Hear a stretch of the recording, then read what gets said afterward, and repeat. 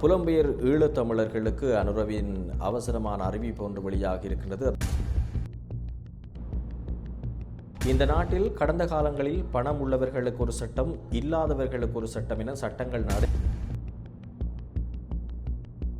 ஜனாதிபதியினுடைய மக்கள் சந்திப்பு ஒன்று பிரம்மாண்டமாக இடம்பெற்றது. அதன் போதாகவே இந்த மிக முக்கியமான கருத்துக்களை ஜனாதிபதி அவர்கள் வெளியிட்டிருக்கின்றார். எங்கள் முதல் 5 ஆண்டுகளில் யாழ்ப்பாணத்தில் ஒரு சர்வதேச கிரிக்கெட் மைதானத்தை கட்டவும், ஒரு சர்வதேச கிரிக்கெட் போட்டியை நடாத்தவும், இலங்கையை பிரதிநிதித்துவப்படுத்தும் சிங்கள, தமிழ் மற்றும் முஸ்லிம் வீரர்களை ஒன்றாக காண்பதும் தனது தொலைநோக்கு பார்வையில் அடங்கும் என. வணக்கம் உறவுகளே, நான் உங்கள் பேப்பர் படியன். இன்றைய தினம் இந்த காணொலியின் மூலமாக இலங்கையில் இடம்பெற்றிருக்கக்கூடிய முக்கியமான செய்திகள் தொடர்பாகத்தான் பார்க்க இருக்கின்றோம். அதன்படி புலம்பெயர் ஈழத்தமிழர்களுக்கு அனுரவின் அவசரமான அறிவிப்பு ஒன்று வெளியாக இருக்கின்றது. அதாவது வடக்கிலிருந்து புலம்பெயர்ந்தவர்கள் மீள நாட்டிற்கு வர வேண்டும் என ஜனாதிபதி அனுரகுமார திசாநாயக்க தெரிவித்திருக்கிறார்.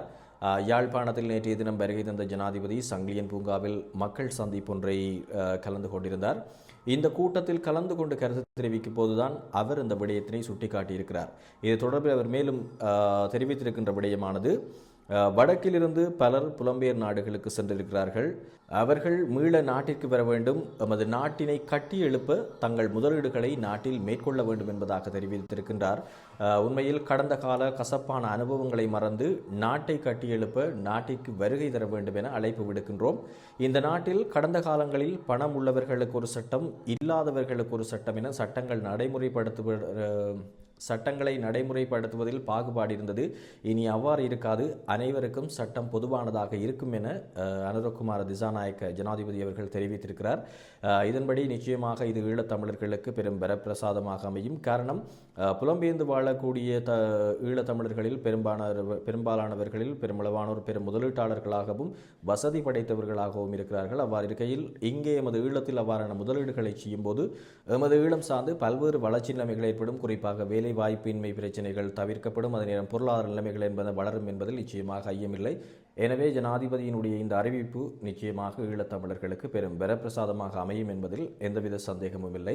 அடுத்ததாக, காணாமல் ஆக்கப்பட்டோருக்கு நீதி வழங்குவோம் என நேற்றைய தினம் ஜனாதிபதி இந்த மக்கள் சந்திப்பின் போதாகவும் உறுதியளித்த சம்பவம் ஒன்றும் பதிவாகி இருக்கின்றது. காணாமல் ஆக்கப்பட்டவர்களுக்கு என்ன நடந்தது என்பதை வெளிப்படுத்துவதற்கு நாங்கள் இயலுமானவரை முயற்சிக்கின்றோம் என ஜனாதிபதி தெரிவித்திருக்கிறார்.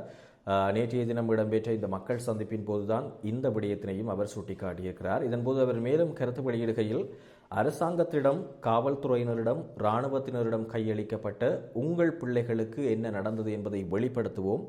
அவர்களுக்கு என்ன நடந்தது என்பதை நாங்கள் தேடி பார்க்க வேண்டும். அதுதான் பொறுப்புள்ள அரசாங்கம். சாதாரணமாக ஒருவர் இறந்தால் அவருக்காக அழுது அவருக்காக செய்ய வேண்டிய கிரியைகளை செய்து சில காலத்தில் ஆறுதல் அடைவோம். ஆனால் காணாமல் ஆக்கப்பட்டவர்களுக்கு என்ன நடந்தது, அவர்கள் உயிருடன் இருக்கிறார்களா இல்லையா என்பதை தெரியாமல் படும் வேதனைகளை நானும் நன்கு அறிவேன். எனது சகோதரர் கூட காணாமல் ஆக்கப்பட்டவரே. அதனால் காணாமல் ஆக்கப்பட்டவர்களின் உறவுகளின் வலி எனக்கு புரியும். காணாமல் ஆக்கப்பட்டவர்களுக்கு என்ன நடந்தது என்ற உண்மையை நாங்கள் சொல்லுவோம். எமக்கு அமைதி தேவை. அதற்காக அவர்களுக்கு என்ன நடந்தது என்பதை கண்டறிந்து வெளிப்படுத்துவோம் எனவும் பகிரங்கமாகவும் இந்த மேடையில் இந்த விடயத்தினை தெரிவித்திருக்கிறார். உங்களுக்கு தெரியும், நீண்ட காலமாக எங்களுடைய ஈழத்தில் இந்த காணாமல் ஆக்கப்பட்டவர்களுக்கான நீதி கோரி தொடர்ச்சியாக பல்வேறு போராட்டங்கள் தாய்மார்களால் முன்னெடுக்கப்பட்டு கொண்டு வருகின்றது. அதே நேரம் அரசியல்வாதிகளாலும் முன்னெடுக்கப்பட்டு வருகின்றது.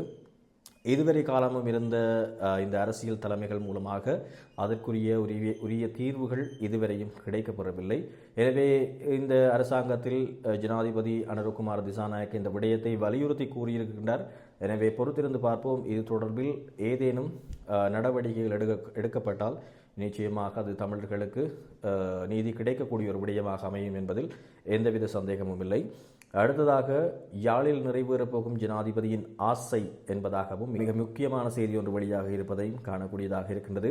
தனது அரசாங்கத்தின் முதல் 5 ஆண்டுகால பகுதியில் யாழ்ப்பாணத்தில் ஒரு சர்வதேச கிரிக்கெட் மைதானத்தை அமைத்து சர்வதேச கிரிக்கெட் போட்டியொன்றை நடாத்த வேண்டும் என எதிர்பார்ப்பதாக ஜனாதிபதி அனுரகுமார திசாநாயக்க தெரிவித்திருக்கிறார். இலங்கை கிரிக்கெட் தலைமை பயிற்சியாளர் சனத் ஜெயசூரியவுடனான சமீபத்திய சந்திப்பின் போது இந்த யோசனை எழுப்பப்பட்டதாகவும் அவர் கூறியிருக்கின்றார்.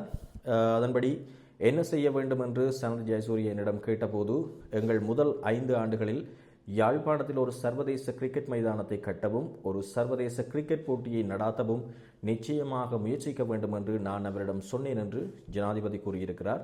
அத்துடன் யாழ்ப்பாணத்தில் ஒரு சர்வதேச மைதானத்தை கட்டுவதும் இலங்கையை பிரதிநிதித்துவப்படுத்தும் சிங்கள, தமிழ் மற்றும் முஸ்லிம் வீரர்களை ஒன்றாக காண்பதும் தனது தொலைநோக்கு பார்வையில் அடங்கும் என ஜனாதிபதி தெரிவித்திருக்கிறார். மீண்டும் பாருங்கள், சிங்கள, தமிழ் மற்றும் முஸ்லிம் வீரர்கள் ஒன்றாக காண்பதும் தனது தொலைநோக்கு பார்வையில் அடங்கும் என ஜனாதிபதி தெரிவித்திருக்கிறார்.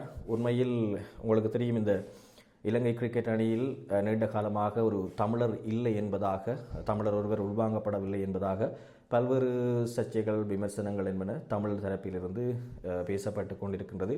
எனவே நிச்சயமாக இப்படியான சந்தர்ப்பம் கிட்டுகின்ற பட்சத்தில் தமிழர்களுக்கும், அதாவது சிறுபான்மையினருக்கும் தங்களுடைய திறமையை வெளிப்படுத்துவதற்கு ஒரு களம் அமையும் என்பதில் எந்தவித மாற்று கருத்தும் இல்லை.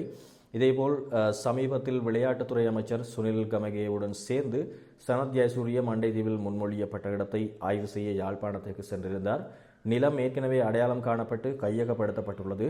மைதானம் அமைப்பதற்கான நிதியை பெறுவதற்கான பேச்சுவார்த்தைகளும் நடந்து கொண்டிருக்கின்றன. இதன்படி இந்திய விஸ்தானிகர் மற்றும் பிரதமரிடம் ஆதரவு கோரிக்கைகள் விடுக்கப்பட்டுள்ளதாகவும், வடக்கு மாகாணத்தில் கிரிக்கெட்டை மேம்படுத்துவதை நோக்கமாக கொண்ட இந்த திட்டத்திற்கு இலங்கை கிரிக்கெட்டும் ஆதரவளிக்கும் என்றும் அமைச்சர் கமகே உறுதியளித்திருப்பதாகவும் ஜனாதிபதி நேற்றைய தினம் இந்த சந்திப்பில் மிக முக்கியமான தன்னுடைய கனவு என்பதாக இந்த விடயத்தினை தெளிவுபடுத்தி இருக்கின்றார்.